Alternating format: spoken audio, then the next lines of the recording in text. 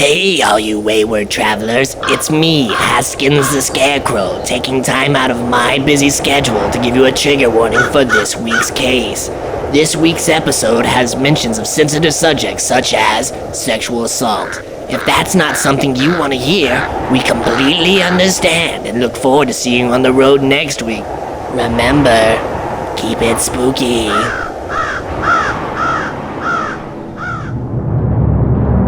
Welcome to the United States of Paranormal Podcast. Sit down and buckle up for an enlightening ride through everything cryptid, creepy, and paranormal.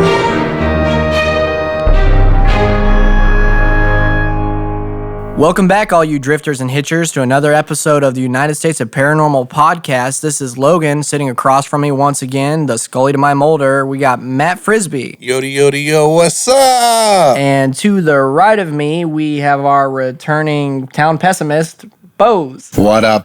How was everybody's week? Matt, how was your week? Oh, well, I just got back from Los Angeles. That was a fun time. Never been.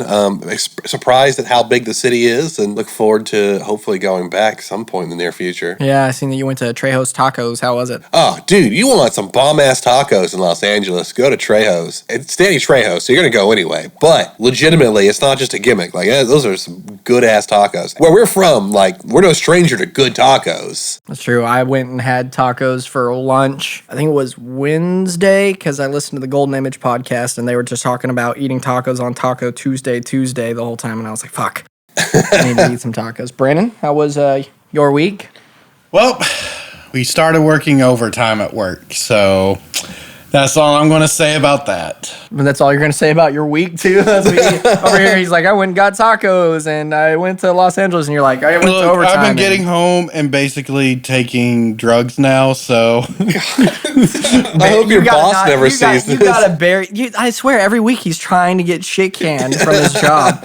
You got to not bury the lead so far there. So for listeners, don't think you're like going home and fucking mainlining meth or something. Hey, Dale, my direct supervisor. So how about a drug test? So why don't you give us a little bit more of a backstory on what you're talking about there, so they don't think they're listening to somebody that's abusing black tar heroin? Okay, so I knew the overtime was coming up. I went by one of the local smoke shops, right? I bought a bottle of what I thought was CBD gummies. Well, after I took a couple, or three, about 2 hours later, I was talking to Logan here, and next thing I noticed that my face started feeling numb. I thought he was having a stroke. I really did. I was in Discord with him, and he started acting weird. Yeah. I thought maybe he'd just be having a weekend moment. I was slurred by words real bad, and honestly, it felt like my head exploded at one point. I honestly thought I was having a stroke until I looked down at the bottle and realized, oh, that was Delta 8. Yeah, that wasn't CBD. No, let's clarify. When he looked down at the bottle, all I hear is him on the other side of the mic go, oh,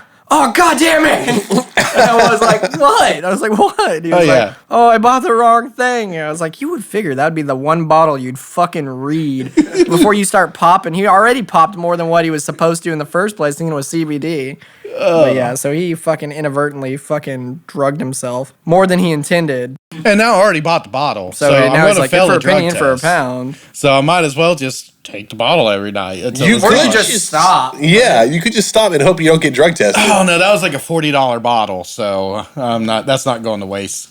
Those bottles have a half-life. Well, outside your job, outside of Brandon's pending unemployment, we also just got in the studio from doing a photo shoot for the podcast for the Tejas crew at the Texas Maze of Terror, who is renovating right now. And it was pretty neat. It was cool to get out there and talk to the people, learn the history of the Texas Maze of Terror, and to hear what they're promising of them rebuilding and getting the place back up and running. It was cool to go around. I mean, we didn't get to see it in its prime because clearly like 75% of it was torn down, but we got to take some pictures that you all see in some spooky settings and meet some cool people and line up some promising stuff. We'll be talking about them more, and when they open back up, we'll be heading back out there for some more pictures. We also have these cool brand new shirts that were made by Southern Lotus Charm and Viter. We got our own merch on now, so that's pretty neat. But not for sale. Unless you want one, and then you just send us an email or whatever, and then we could hook you up for a price. Just slide me a $5 under the table. Yeah. We'll talk. Yeah, it's got our new mascot, Haskins the Scarecrow, chilling out there. It's pretty neat. So it's been a productive week, I would say, for the podcast and for Brandon developing a drug problem.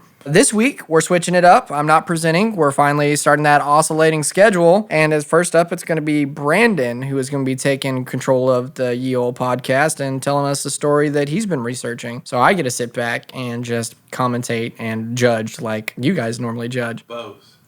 Oh, Boze. I'm sorry. I was calling him by his We have non-stage never name. introduced him as Brandon.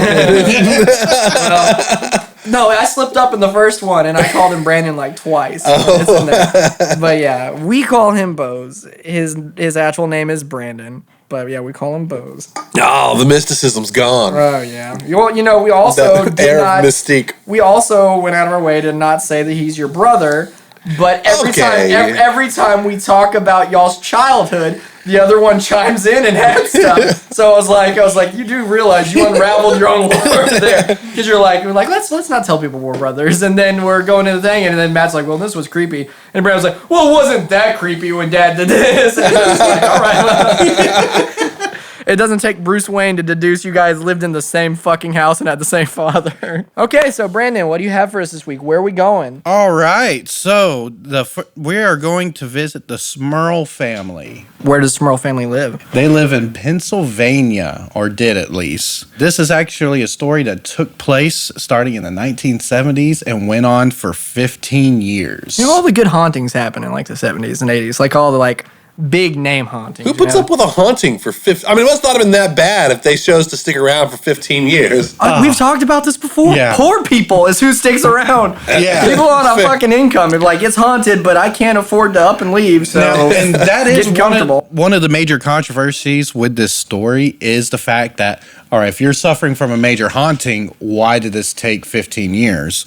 Well, one of the daughters of this family, Karen Smurl, is actually now a paranormal investigator. She does this specifically because of what happened to her in her childhood. Well, yeah, you gotta put all that trauma to use. Yeah, exactly. But she said it was an escalating sort of haunting. So it started out pretty mild. And then towards the end, people were actually getting hurt. So it's like a slow burn. Yeah. It's like we get comfortable with it. Like Matt says, somebody gives it a name or talks to it, and then it gets shittier and shittier. But I mean, it's a good slow burn haunt. Yeah, and this has just about everything. So to give a little bit of a background, this is a pretty large Catholic family. So you have Jack and Janet Smurl, who are the parents of the situation. Jack is a former Navy officer. When he was in the Navy, his job was actually helping with electroshock therapy. It's the 70s. It's the 70s. Yeah, It is it's the what it 70s. is. Actually, to the 70s, it's like the ass end of like liberally shocking people like all the time. Like it's starting to peter out a little bit around.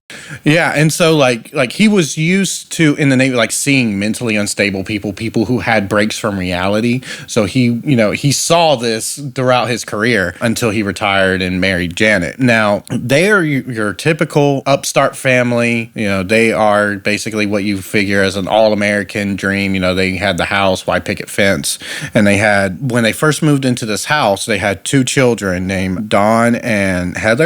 So they were both about 15 and 10 at the time when they initially moved in. It feels like generic. Like I feel like everyone who has two daughters. One daughter's name is Dawn. The other daughter is Heather. Yeah, right? Well, and so what ended up happening, what made them move into this house, so there was a hurricane, Hurricane Agnes, and it basically went through and destroyed their original home in Pennsylvania. And Jack's father, John, actually bought this duplex. He bought it for about $18,000, and this was this massive home. It was 2 stories with a nice basement. It was built in 1896, and this was in a really nice like middle class neighborhood. So he bought it and offered the other half of the house to his son and his family after the hurricane, gave them a discounted rent rate. But as soon as they moved in, that's kind of when things started getting creepy. So the first thing that happened was they were trying to redecorate this house, and they had to start remodeling it, right? Because this is a 100-year-old home. They need. It was on top of that, the hurricane. Yeah, on top of the So hurricane. I imagine it's pretty rough.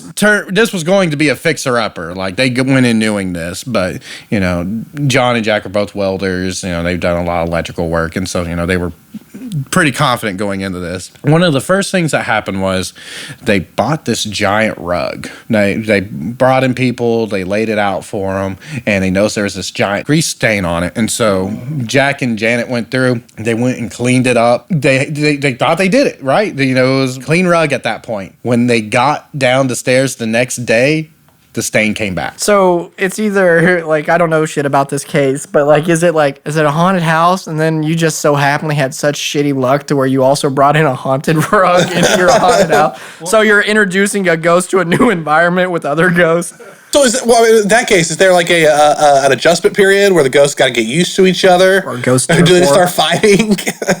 Oh, that's rough. That's probably a fucking human stain. I keep the original ghost locked in the bedroom and let the new ghost get comfortable with its surroundings. All right, we slowly introduce the two ghosts to each other. All right, get back to your human stain rug. Oh, and there's some things that people have talked about and speculated why they are seeing, and some of these things are happening. So after the rug incident, as they were working on this house, tools started going missing. Couldn't figure out what was going on. It's like, they'll just lose a screwdriver here or something. And it's like, okay, no big deal, go get another one. But then it happens again. Or then they'll find the tools in weird spots. Like they found chisel inside their plumbing once. They have small children. Well, there are children at this point. They do have 2 girls. If I know anything from being a kid at one point, that kids are assholes with tools. I would take my dad's tools out and dig in the yard and all this and that. So, I mean... Yeah, I'll also say my tools go missing all the time. But I guarantee you, it's just me. Well, and so it's like, yeah, you can kind of write these things off because, like, okay, that's just weird. I usually don't lose my tools, but it happens, right? Well, as they started doing this, other weird things started happening. Like John, Jack's father, like he is a licensed plumber. As they were working on the plumbing, trying to get it up to code, like the welds and stuff they would do, the soldering they would do on the pipes would just go bad. So they would repair the plumbing in the house, and then as soon as they thought they were done, a couple days later it would go bad. So like, okay, well, sounds like he's just not that good of a plumber, right? It's very weird that they had to keep on repairing the same things over and over again. So like that's like one of those things that's speculated with like really haunted houses, is that it's like it soaks down to the bones of the house. It's just like it's rotten from the outside in. Might not look like it, but the house wants to stay in a certain state of being. So it's like, okay, you can keep fixing me. You can fix your rug, but the way the house wants the rug, it's going to stay. You can fix the pipes, but the house wants the pipes to be a certain fucking way. So it's just like... Well, and one thing, according to the investigator, so I'll talk about later, one thing that can actually stir up a haunting, even if a house hasn't had hauntings before, is actually remodeling. Apparently, going through and changing a place will stir up the spirits. Well, yeah, you could imagine, like, if, let's say you are a spirit and you're in, I would imagine that it would cause confusion and frustration. The place that they've been forever, it'd be like somebody walking into your house and being like, that paint's nice, but then they slap up fucking wallpaper and walk out, and you'd be like, what the fuck? And then you would fucking take the wallpaper down, Now, I don't know why the ghost is upset about fucking getting plumbing fixed. He's like, I like my pipes leaking, you piece of shit. But, I mean, it is indoor plumbing killed their parents. Yeah. Well, then one of the first scary things happened. This is probably about a year into it. They went through, and in one of the upstairs bathrooms, they replaced the toilet, the bathtub, the sink, all with brand new porcelain stuff. A lot of money sunk into it, right? Overnight, they started hearing, like, bashing and things coming from the bathroom. And when they went to go check, all the new porcelain items they bought had talon marks. Everything was completely destroyed. Almost like a bear or something got in there and just tore everything up. Well, that's scary, but like the scariest part of that is the bill for having to replace it all again. Like, you got to go back to the hardware store, and they're like, you just bought all this yesterday. And he's like, yeah, fucking ghost. That's rough. Yeah. Oh, and the return policy doesn't say anything about ghosts. It doesn't have to. Return. Like, at this time, like, Jack is still, like, in denial about ghosts. The next thing that started happening after this incident, and this is where things start getting freaky. It's almost like, okay, I want to move out at this point. But kitchen appliances started catching on fire. That's a bit of a red flag. Yeah. For ghost or home in general. Just like a really shit electric run through the house. Yeah, and that's what's right through their head is things are, the electricity is bad. They need to rewire the house. But some of the things that were catching on fire weren't even plugged in. Well, yeah, and on top of that, though, if the electricity was that fucking bad, like fires would be happening like at outlets and stuff, not being like, oh, my fucking cake mixer fucking spontaneously combusted. At that point, like you got to start questioning, like, well, if it was bad electricity, the house probably should have burnt down by now instead of just individual appliances going up. Well, it was weird. They said one night they bought a brand new TV and they were in there trying to watch it as a family, and the TV just caught on flames. Brand new TV. Yeah. At this point, you know what? I do stand by the people that are like, why not just fucking leave? Because if you have this money to keep replacing all of this shit that is getting fucking destroyed by a ghost or whatever you want to call it at this point in time, like, take a little bit of that money and fucking bulldoze the house. And again, like, this is a skeptical family. Yeah, I get it. Catholic Church and all that. Yeah, super Catholic. Well, even beyond that, at this point, the house is sounding like a money pit.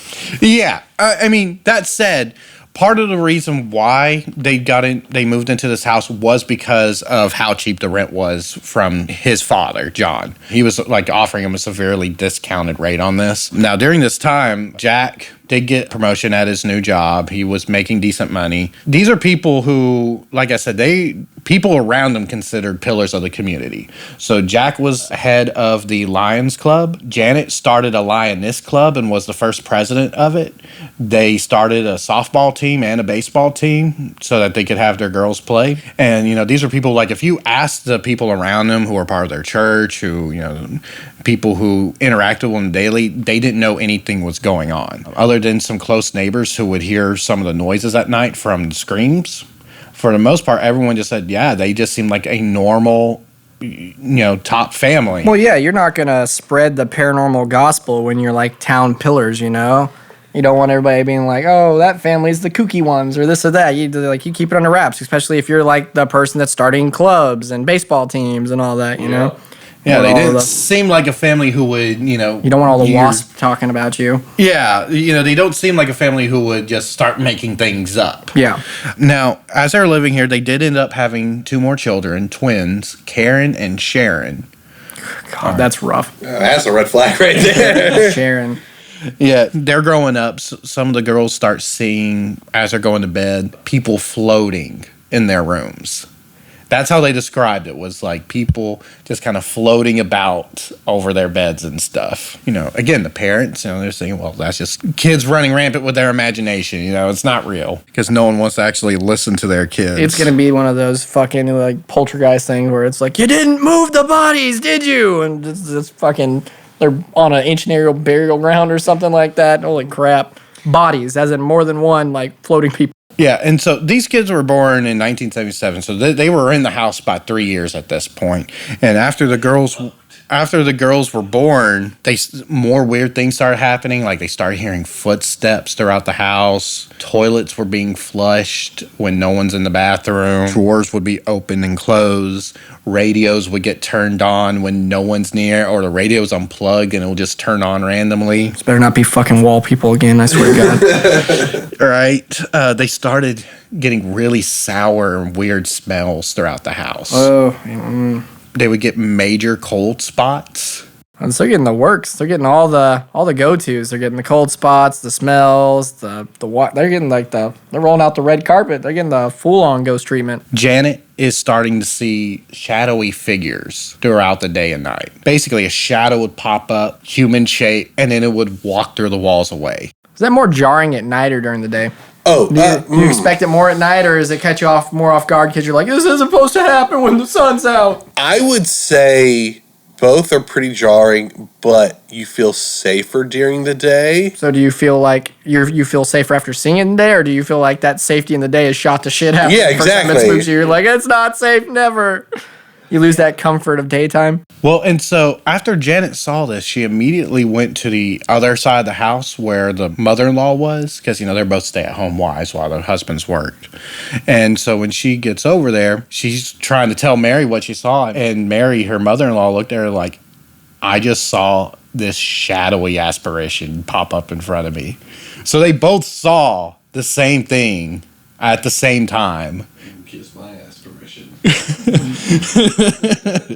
Like, it completely screwed them up, and they waited to gang up on Jack. Her her husband whenever he got home and be like, look, this is what we saw. You gotta imagine that's a struggle for him, though, because he spent his life zapping crazies. And he's like, listen, y'all can't go around saying this shit. I know what they do to your kind. Like, they're going to strap you to a chair and start shocking the shit out of you. We better dial it down.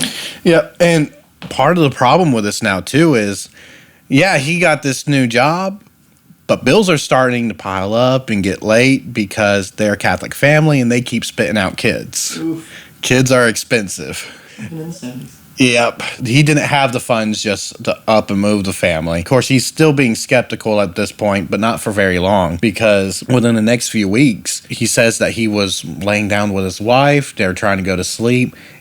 And then he becomes paralyzed, and he starts seeing some type of shadow move along his wife as they're trying to go to bed. He can't move, he can't talk, and he doesn't describe what the shadow looked like, just that it was some shadowy figure moving along the body of his wife. Now that sounds like textbook sleep paralysis. Now, and that is something that divides the paranormal community, is because sleep paralysis is a well-known thing now and everything, but it also could be, I mean, you know, it could also be something else too, you know? Well, but that is a widely split down the middle take of sleep paralysis being a scientific thing and being a paranormal thing, and some people think it's both. And now that said, Jack, between 1980 and 1983, I can't give you the exact date, but apparently he had water in his brain, and they had to do brain surgery to drain it out. There is speculation that maybe a lot of the stuff he was seeing and what was happening from the pressure on his noggin. Was from the pressure on his brain, and then maybe something after the surgery, he was still having these hallucinations, and it turned into mass hysteria into the home, causing everyone Well, but it to also see it. seemed like the women were seeing it well before he was, so I don't know how you could get the mass hallucination thing out of it from that aspect, because he seemed like he was the last one on the train to believe town, you know? Yeah. So the next things that started happening was Janet started hearing voices throughout the day, like she thought she would hear one of her daughters who was at school in the house calling for her. John and Mary, and they started hearing Jack and Janet fight and cuss all the time. Like, they thought that they were just fighting nonstop. And then when they would confront them about it, they'd be like, no, we weren't even in at the time. We weren't fighting. Things like that started to become commonplace. The family would go on vacation, and, you know, this is a nice neighborhood, and so the neighbors would watch for the house, and they would be hearing screams from the house.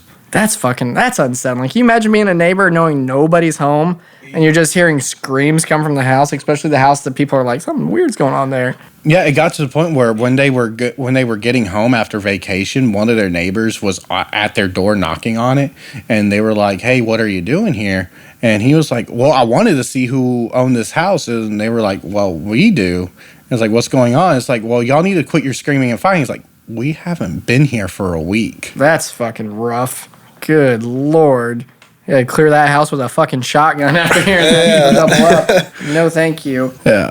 And so now the girls are getting older. Their middle child, Heather, is getting ready for her Catholic confirmation. And apparently this is one way to energize spirits. The night of her confirmation, the twins, the oldest, and the mother are all sitting in the kitchen together, and one of the light fixtures fell, scarred up one of the girls really bad. If she didn't notice it, it would have killed her, according to the family, because she just kind of was able to get away just in time that it hit her shoulder, but it left a deep scar, and it almost like hit her upside the head. Oof. And so from this point is where things kind of started getting violent. So there are stories about like their dog that they had. One day, this is awful. So they had a German Shepherd, and they said they were just sitting in the living room, and it started floating about 5 feet up. Oh, no. That's not subtle at all. No, it's not. And then it got thrown across the room against the wall. Oh, man. That's the worst kind of fucking ghost. They're going to start offing your fucking pets. Oh, yeah. Oof. I bet that made a fun noise. Oh, yeah.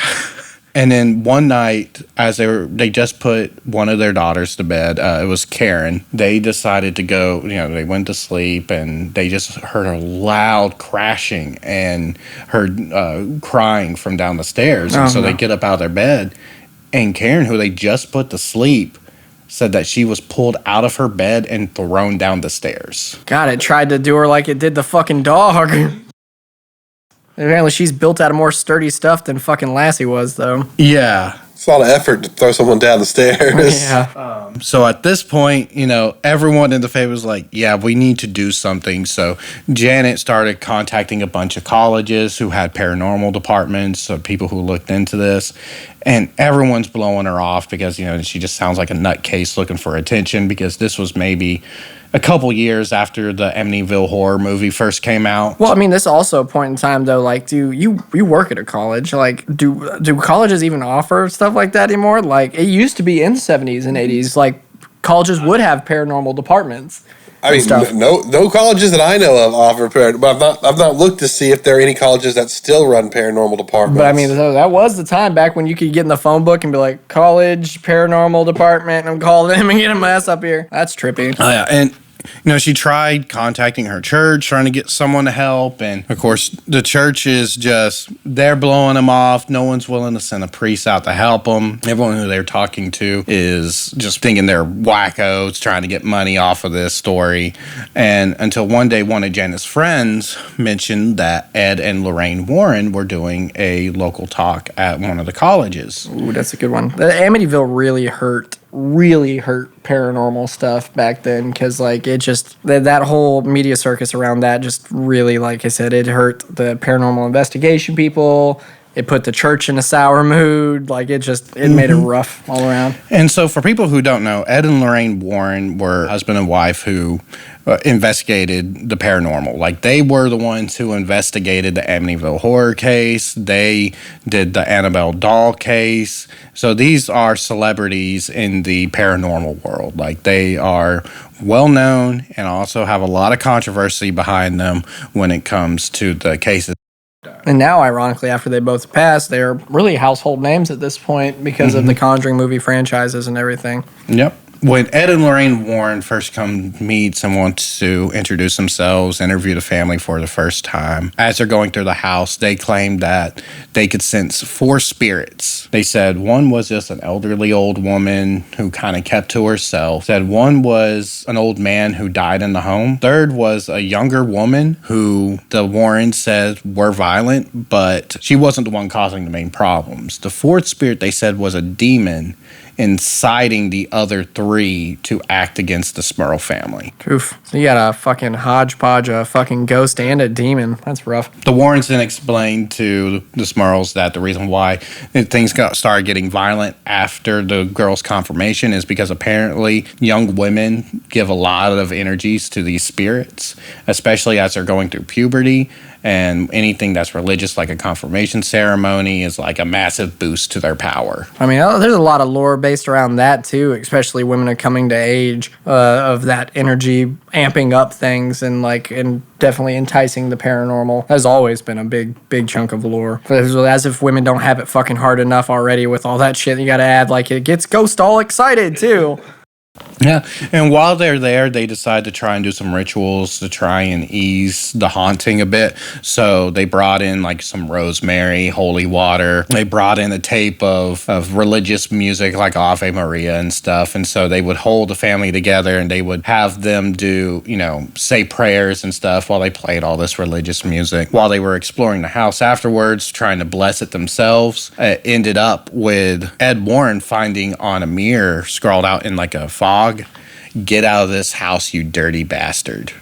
Yeah, well, I mean, the Warrens themselves were devoted to Catholicism, so I imagine all that just got that demon ripely pissed off.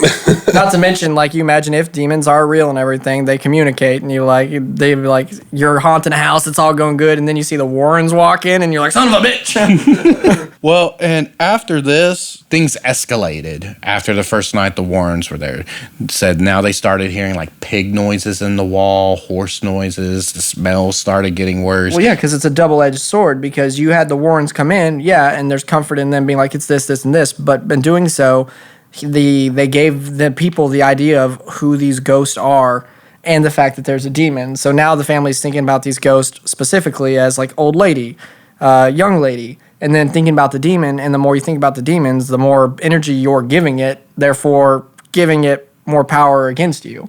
So like I said, it's a double-edged sword. You get the comfort in knowing and having somebody like them in there, but you also gave them more power. This is now terrorizing the families. Families getting depressed. They're getting in constant, just relentlessly getting attacked. Would you say one of them was getting it worse than the other? Was there anybody that like was getting it so like more so often? Not so much. I'm only asking because usually the demon, like in most stuff that I've read, the demons usually pick a favorite. You could say that Janet was probably experiencing the most, the mother, because she was at the house most all of the day. time. Yeah, because she's a stay-at-home wife, so she's the one who's having to go through this the most. And in fact, one of the next things that happened was she heard knocking. And so finally she grabbed a tape recorder and she went and she was like, okay, get 1 knock for yes, 2 knocks for no. Are you here to harm my family? Oh, that is not the first question I'm asking. Yeah, and she gets that Oof. 1 knock. And she is absolutely terrified at this point. So what she ends up doing is she calls the local diocese and she's trying to get any priest who's willing to come out and exorcise the home. I'm surprised that the Warrens didn't do that, because Ed had like really good ties with a lot of Catholic churches that did stuff. And that does come up here in a little bit. Okay. But like I said, this was like the next day after talking with Warren. So she gets a hold of someone named Father O'Leary, and she's talking to him, and he's giving her promises. I will come out and check the house tomorrow. Just give me a call and I will do what I can. And so she's going, and then a week goes by and she hasn't heard anything, and she tries calling him up again. And the weird thing is, when she gets a hold of the diocese, they told her there's not a Father O'Leary who lives or work here. Oof. Is it one of those things where like, Father O'Leary's been dead for 12 years? Yeah, they don't know He who died in she's- that very home. Okay, so either it was a spirit on the phone, or a dickhead of a janitor answered the phone that day and was like, yeah, I'll be out there. It's me, Father O'Leary. Yeah, and she thinks it's the demon. I mean, fair enough. And so when she gets a hold of the person in charge of the parish, she's talking to him, and and she's like, yeah, Father O'Leary. Okay, he doesn't work here. And she's like, where he explains everything that's going on again. But from the start, he's not buying it. And so he gives her promises that he'll call her back. Never does. Lovely. So the Warrens, what they do after all this, because the Catholic Church isn't helping, is they get a Father McKenna. He is a former Catholic priest, but he left the church after a division because the church wanted to modernize and start doing masses in English and some other things like that, trying to appeal to a wider that's audience. about the time that the Catholic Church started trying to appropriate itself to get more people in and everything. And so he kind of left the church during all that because he didn't think it was right. Like going in the right direction. Yeah, but he was, he's still a priest. And so the Warrens bring him in to do the exorcisms. Now, according to them, it says it's actually a little bit funny of the statistics, but he says that he's done 50 exorcisms and maybe about 5 to 10 of them worked. Well, that was back in the time where like the church was signing off on exorcisms a lot more. Now this right here is unsanctioned because he's no longer a priest. Yeah. So it doesn't have the backing of the Catholic Church.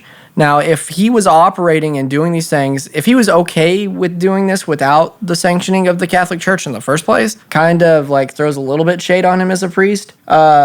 So I'm wondering if these 50 that he's done, if not all of them were sanctioned. Yeah. Because if they aren't sanctioned, then it like in like their understanding of it, if it doesn't have the backing of the church, it doesn't have power as much. Yeah. I mean, it still has and your that's holy actually person something doing it. that they talk about is because these were unsanctioned exorcisms, he ended up doing 3. Now, that said, with 3 of them, the house would be cleared for about a month or 2.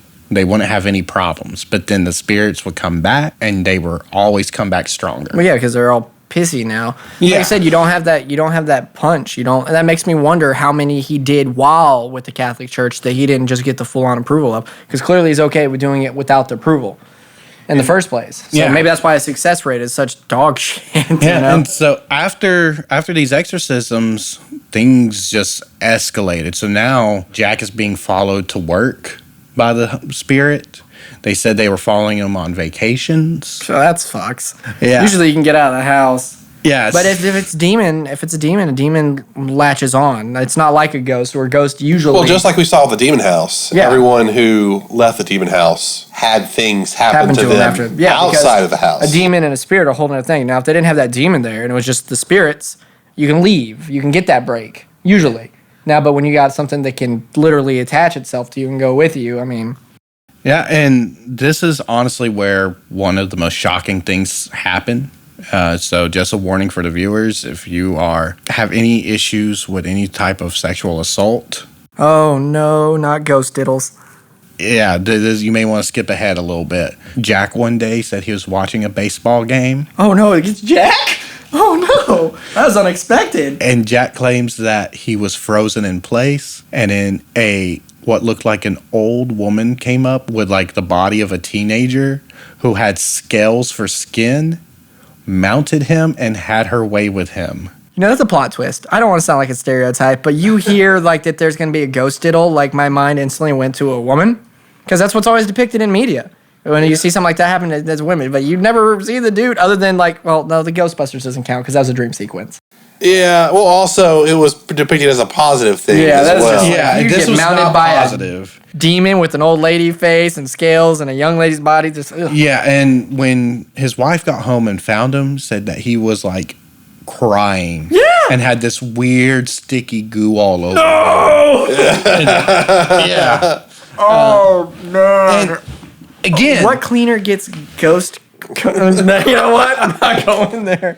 Yeah. I'm not going there. How's this think for about this, too. ectoplasm? Oh, fuck me. This man is ex-Navy. Yeah, no, that's rough. He's ex-Navy and used to fucking zap mental patients, and he's in there crying because he got straddled. Yeah, so that gives it a point towards, okay, maybe they're not making any of this up, because what military man do you know would admit to being raped? Could you imagine being the wife coming home to your ex-military husband just being like, it rode me. It's like, what molested you? Like, this is a fucking ghost.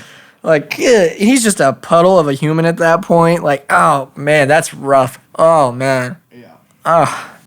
Yeah, and said that night when they went to bed, he again got paralyzed. No! And his wife get picked up and thrown from the bed. I thought this was going to be like a paranormal cuck thing that was about to happen there for a second. I was like, no, it's going for the wife too. I was like, oh. Now, during all this, the wife says she was sexually assaulted by an incubus. Son of a bitch. They don't go into any description of how or when, but she does claim that. And their daughter, Shannon, said that she was nearly raped herself during this time, but it didn't happen, but they said she was touched. Good God almighty. Yeah. Yet again, this is the difference between spirits and demons. Like, I mean, like I'm a true believer. I mean, that's been discussed since the beginning, but like, this is consistent with cases with demons that they are very much more hands-on than spirits. Sometimes literally, like in this case, unfortunately. Yeah, and as this was going on, you know, Jack and them, they're all getting slapped. They said that they were bitten. They have scars on their arms and stuff now. They said they're being viciously tickled. I know that's a weird thing to say, but think about if you're being violently tickled like that. That's honestly a horrible experience. Yeah. Fuck. I get you. That'd be fucking horrible and annoying as fuck. Yeah. Really, at that point, silver lining though, compared to the other shit that you've been. Again, though, at that point, leave. I know. I'll live on the street. If I'm getting took into Pound Town by fucking demons or whatever, like at that point, it's better to just you're gonna be homeless for a little while. See, yeah, that's the type of Sell thing. the house. You know what? I know it's shitty. Make it someone else's problem. At that point, you just put up a for sale sign and. Well, that's what I'm saying. Like at that point, like if I guess it's easier said than done. If I am raped by a demon, I'm not staying in the fucking house. Yeah, well, and mind you, from the time they bring in the Warrens and from when it escalated this, we're talking between 1985 to 1987. So this they've is been about in the house 2 years. Forever. Yeah, they already been in the house for a long time, and they moved out of the house in 1987. So after things started escalating, about 8 years too fucking late. I would have been gone as soon as that demon dismounted me. It's polite of you to wait There for her would to not have been a finish. chance for anybody. Well, I mean, I'm frozen. I mean, there's nothing you can do, and you don't want to be rude. As soon as you're done, as soon as you wrap this up, I'm leaving. But there shouldn't have been another opportunity for anybody else to be touched. Yeah. That was bad. Yeah. Then at this point, Karen, one of the youngest twins, she was 8 at this time. So mind you, she grew up with the spookiness. It's like she's known this in her entire I was life. forged in the spooky. Yeah. But she fell deathly ill. And she got taken to the hospital, and she was there for, I think the book said 8 days before her fever finally broke. There's another bill for him. Yeah. Yeah. And during this, occasionally the Warrens bring in Father McKenna for some of his exorcisms. Well, I tell you what, at this point, you need to get you a new priest in your back pocket. Yeah. Because his shit ain't working. So what ended up happening was finally the family decided we're going to try and do a press conference with the Warrens. This is the worst time to be doing that. After Amityville? Oh, yeah. No. Now, Amityville came out, I believe, in 1979. Well, I'm just saying And after the Amityville case, so this is Yeah. the worst time to do this. Because that hurt the Warrens pretty bad. Oh, yeah. And that hurt Paranormal extremely bad, especially for people calling on the media.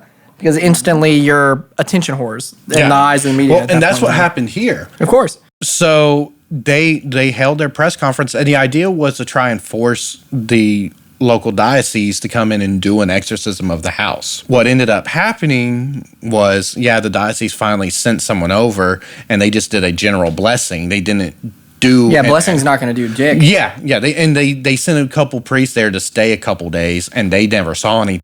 Fucking demon's smart. What demon's gonna show his ass when the official church members are there? Yeah. He's gonna be like, no, I'll wait till they leave, and you bet you I'm gonna beat every one of y'all's asses after these priests leave here. But this created such a media circus that it said that they had hundreds of people just like come by their house. They were literally blocking the streets, like not letting people in and out of the neighborhood just because there were so many people there trying to see the paranormal. They're wanting to hear the screams and everything. If that's me, if that's my house at that point, I would take advantage of all that media. I wouldn't be like, oh, come in, film this. Every day I would come out, I'd be like, this is day 2 of the Catholic Church ignoring us and being assholes. Yeah. Well, and every morning, I would make the Catholic Church look as bad as fucking possible till they sent somebody over there to fucking kick the motherfucker out of my house. And here's the thing. Everyone that went by there said they never heard anything. They didn't get anything. Now, the neighbors who lived there for years claimed that they've heard all sorts of things come from that house. But, of course... Right, but if you get it out to the general public, Yeah. then it makes the ghost... I mean, I say lose its power. Not lose its power, but part of what is giving it strength is the isolation that the family feels. And if suddenly the broad public agrees that the house is haunted and that the ghost is real, they lose that isolation. No, I agree with you because demons and spirits, they like to they get energy from negative energy is the best thing for them. And the best way to get that is to, one, violate the family, which it's doing. It's doing that. But making them feel, like Matt said, isolated is like it's one of their like go-to moves. They want them to feel alone and feel hopeless to weaken them, especially demons, because they want you at your lowest, because your lowest is when you're the most acceptable to them.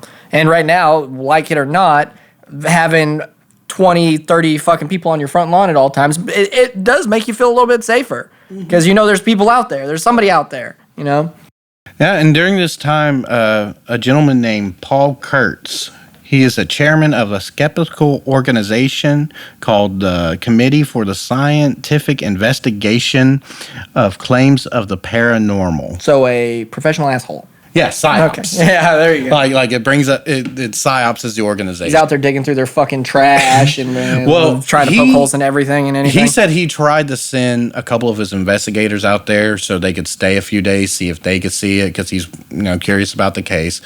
The Smurl family actually denied them entry, didn't want to have anything to do with them. I imagine the Warren family probably preemptively warned them of what they were. Yeah. They're going to do more harm to this case than anything. Yeah, they're going to try and come up with other explanations that's not supernatural and trying to investigate this a little bit from the outside. He's looked into the family's claims of filing police reports, which the police said they have no reports. Oh, that's rough. And, the Warren... No, but the thing is the police really didn't have reports, or they really just didn't bother to file it. Yeah. Because it was, it's them again, and, paperwork. And, of course, the Warrens said that they have a lot of video and recorded evidence of like the ghost, and they claim that they gave this stuff to a local news outlet and to the local diocese. A few years later, the diocese claimed that they don't have any of this, and the TV outlet said they don't have any of the videos. Now, I will say this about the diocese. This is a point in time. If you're into the paranormal and everything, and you like your history buff and everything, this is a point in time where you learn that the Catholic Church as a whole is, one, trying to rejuvenize itself. They're an all-time low. They're trying to get more people in. Two, they are trying to distance themselves as far as possible from the paranormal. The Amityville stuff really hurt. And also, if you look into it, the Catholic Church was involved in sanctioned exorcisms that did lead to the death of people being exorcised. So the Catholic Church, is dialing, in the United States, mind you, is dialing way back on church-sanctioned exorcisms, first and foremost. They are pulling farther and farther away from the paranormal because they used to, no pun intended, religiously work with the Warrens. Official approval from stuff. But they are pulling farther away. They are being like, that's not our church anymore. We don't do this. We don't have this. So the diocese might have buried that shit. Yeah. They might have very well. It could have Especially been the fact that they had a past priest of theirs out there doing unsanctioned work. And it could have also been that they just lost it, because the request for a lot of this material was 10 years later. So you're talking about new people working there, people who don't know the case, who just kind of... And so it's very possible there's we don't have it. We're not going to bother ourselves to go looking for this for you. Yeah, and like I said, I'm just out here, I'm not, poking... I'm not saying that the diocese did get something. I'm not saying they didn't. I'm just putting it out there, because I very much respect the Warrens as a whole. I've watched tons of old interviews with them and everything. They were very humble people. They were never trying to get out there and get fame. Now, the Amityville thing, the people that were trying to get fame in Amityville was not the Warrens. The Warrens were doing what they've done for years, decades. They were trying to help a family. Yeah. But the family was trying to help their wallets. Yeah. And in defense of the Warrens, too, they did all this for free. Yeah. They even told the Smurl family, and you could hear it in one of their interviews with them, that they aren't looking to try and make a deal out of this. They get all their money from traveling the country and talking at universities and making TV show appearances. Yeah. And so that allows them to go and help people like the Smurls for free. Yeah, they go to colleges and they teach. Now, They go to TV shows to spread awareness. Now, that said, after their press conference, they did sign off on a book deal with the Smurl family and had a book that was released, I believe, in 1988 after the family moved out.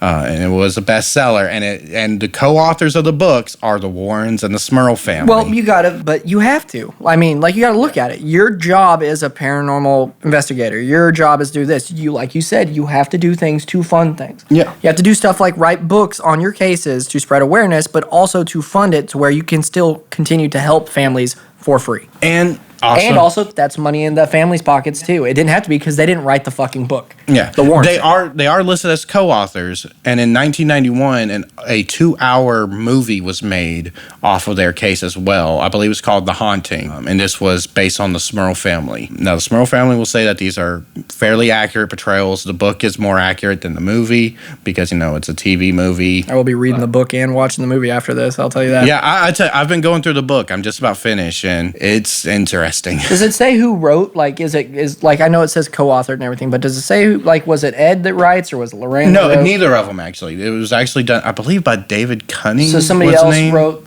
Someone else wrote book. Them telling them the story. Yeah, fair enough. It's told from multiple perspectives, and they'll have breaks in it.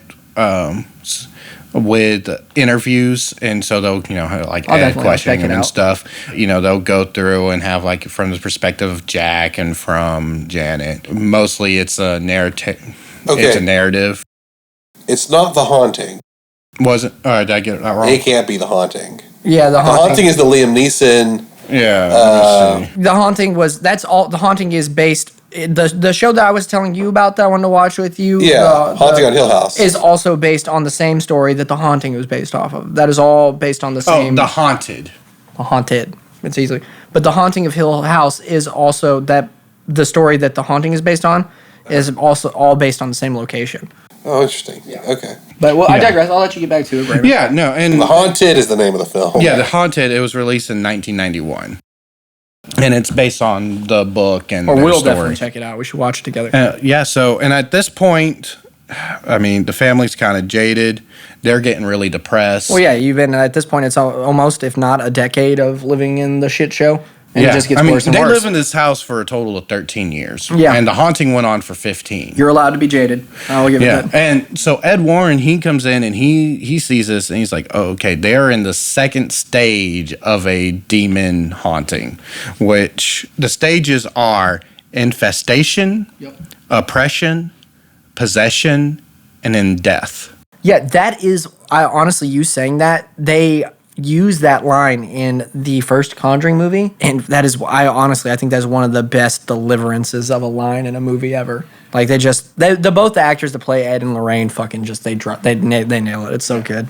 Yeah, and, Ed is saying that they are right in the middle of being oppression, and they're about to move on into the third step. Well, yeah, fucking almost 13 years. It's about to fucking hop somebody's bones. It's finding its weakest link at this point. Yeah, and he's warning the family, hey, if this happened, this often leads to death. Yeah. And one day, Jack is sitting watching TV. He gets this feeling of being paralyzed again, and he sees the black figure. He says that he thought he was about to be possessed, so he immediately tried to grab his rosemaries and start saying prayers. And after that event happened, that's when they finally get up and move. They just can't take it anymore. They have to leave. Nothing has worked for them. That said, after they moved, they still started having some of these haunting experiences. And it didn't stop until 1987, about a year or two after they moved away. The Catholic Church finally did an official exorcism of the house, and that's when it stopped. Well, yeah, because the demon normally, like I said, demons can follow people, but demons usually have an anchor point. Yeah, I imagine the anchor point was something in the house. Now, I'm wondering if there was the fucking rug. If the rug was the anchor point or was the house. Because, you got to think, the house was haunted. Clearly, they said that. Yeah. The Warrens were like, 3 ghosts here. But did the rug bring the... Was the rug what was tethered to the demon? And they brought that in, and the demon just got that jolt of energy from having fucking the 3 Stooges, the fucking ghost being his bitches. Well, and... Now, there were some stories that came out after they left and, people started spreading stories about the house. There were some rumors about maybe there being in the 20s, a husband and wife there, and the husband ended up being murdered, and they're thinking that was an older man who died there. There was some stuff about potential Indian site being nearby that could have infested the house. To give you a little idea about this town, this was a coal mining town. There was a lot of cases where the ground is settling or collapsing in. These mines go underneath the houses, and so there's a lot of stuff like rocking and shaking. A lot of the smells and stuff, the city claimed that there was bad sewer pipes, and so that could have been part of it. Yeah, definitely. There will always be if ands, for sure. I mean, a lot of things could have been explained by other things from that, but clearly this is a family that lived with something that fucking shook them to the core so much to where their daughter became a paranormal investigator. Yeah, like I said, meeting people that are having experience at that time and going to the media, to me, just breathes more truth to it, because at that point in time you're gonna get skewered. After fucking Amityville happened, you're just signing up to be just lambasted by everybody. Yeah, but that was about the only thing that could get the Catholic Church exactly. to get involved. I agree with involved. what they did. Yeah, and so, like I said, it's a very controversial case. There's a lot of people who say that it's either going to be the family was suffering from mass hysteria because of the father having his issues, and then him basically bringing it up onto the kids. Yeah, and I get that, but I argue that he clearly was one of the last people to start saying that he was seeing stuff, so I really don't feel like they could say that he was the trigger for mass hysteria. The other part of that is, too, they didn't start telling the story till later on, so how much of that early stuff is true? Yeah, I get you. I feel you. There will always be skeptics, and there will always be... Then there is some cases that are complete bunk, and I mean, we'll get into some of that stuff, too. I'd like to get in some clearly disproved cases. Yeah. I definitely would like to tear into Amityville eventually, and Amityville is just full of controversy. Yeah, and also this story right here is also the basis for the newest Conjuring film. Okay, so this is the one that's going to be coming out. So it'd be cool. Okay. We can revisit it. We can revisit that case when that movie finally does get made and put out, and revisit it. And talk. And by that time, we'll have watched the movie. Yeah, I will have read the book. We need to come up with a good name for revisiting some of our older stories. So if you, the audience, have any ideas on what we should call that, feel free to leave a comment on wherever it is you watch this podcast. Yeah, and eventually, this is pre-recorded stuff, so we're doing this before the show's up and running.